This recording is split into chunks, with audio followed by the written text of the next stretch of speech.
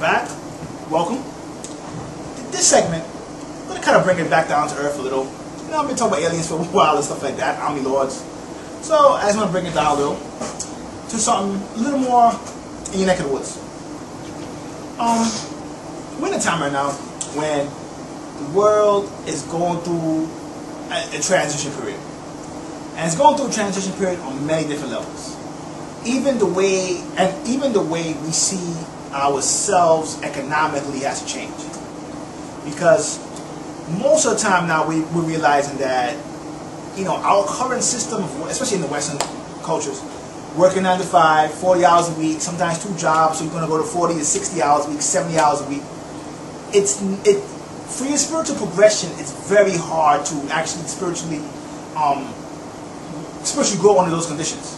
Because most of the time, when you're working, you know, you come home, you're tired, you know, because, you know, it's 8 hours, but then you got, like, you know, 2-3 hour transportation time. By the time you start looking, 11-12 hours are just dedicated to that. Then you got 8 hours dedicated to sleep, so you only got 4 hours left. If you got kids and stuff like that, then it's even going to go down even worse. So a lot of times what happens is your spiritual growth gets hampered. Partly because we have to start to look at the world differently, because we have to start to realize that our present way of life is not, I mean, it serves its purpose, but in the new world, it's probably not going to be as effective anymore. Partly because of this. I'm going to pick on the West a little. When I say the West, I'm talking about America, Canada, Australia, Europe. In the West, a lot of times, specifically, honestly, forget the West, specifically in America, they have, when you deal with something called quality of life, it's lacking. You may say, what you mean by that? Simple. America is a fact, it's the richest nation in the world when you deal with people who, in terms of people's incomes. But yet when you deal with happiness, when you do the polls, it's always ranked between the 20s to the 40s. Now think of it, even if you say in the 20s, like 25, something like that, right? We say, how could there be 24 other countries where people are happier? Partly is because of quality of life. It's something that people don't understand. You know, in Europe, in a lot of countries in Europe, you know, you get a month vacation, 6 weeks vacation. In America, if you get 2 weeks, vacation in America, you consider having a good job. The funny thing is, some jobs that you consider having a good job, you can only take a week's vacation at a time. So when you start looking at that, you start saying, wow, like, because I tell you right now, when I used to take vacations, I had to go for 2 months. I can't recharge in a week. Because think about it, if you go to a far place, and you have a plane ride, coming and going, instead of having 7 days, you have 5 days. What kind of vacation is that?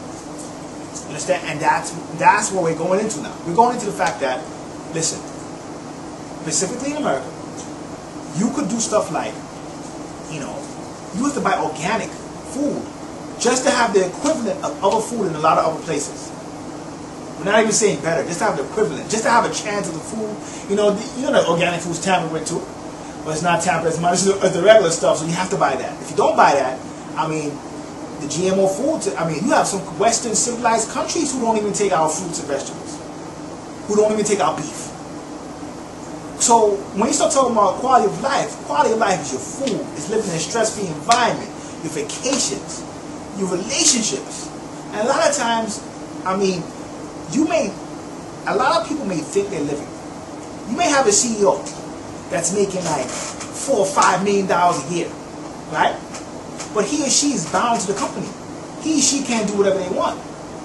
And what's happening now is that you have what you call the new rich, or the older terms, PTs, permanent tourists.